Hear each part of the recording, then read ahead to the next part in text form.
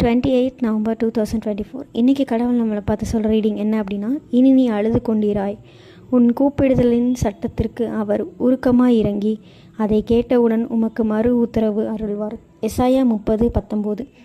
இந்த வசனம் மூலயமா கடவுள் நம்மளுக்கு சொல்கிறது என்னென்னா, நம்ம ஏதோ ஒரு காரியத்தை நினச்சி நம்ம சங்கடப்பட்டுட்டு இருப்போம். என்ன ஒரு விஷயமா இருந்தாலும் பரவாயில்ல, ஏதோ ஒரு விஷயம் இப்போ நான் இதை உங்களுக்கு சொல்கிறேன்னா, என்னோடய மனசுலேயே ஒரு விஷயம் மூடிட்டு தான் இருக்கும்.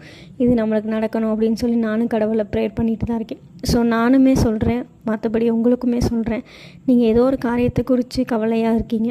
இது நடக்குமா, இது சீக்கிரம் நடக்கணும், இது நடக்காட்டி பெரிய பிரச்சனையாயிரும், இது கண்டிப்பாக நடக்கணும் அப்படின்னு சொல்லிட்டு கடவுள்கிட்ட உருக்கமாக நீங்கள் வேண்டிக்கிட்டு இருப்பீங்க. ஆனால் நான் இப்போ உங்களை பார்த்து சொல்கிறது என்னென்னா, எனக்கும் அதே கலக்கமும் தயக்கமும் இருக்குது. ஆனால் இந்த மனுஷர் யாராலையும் முடியாத ஒரு விஷயம் கடவுளாட கூடும் நான் நம்பி காத்துக்கிட்டு இருக்கேன். கண்டிப்பாக எனக்கு ஜெயம் வரும். எனக்கு வரும்போது நானே நம்பும்போது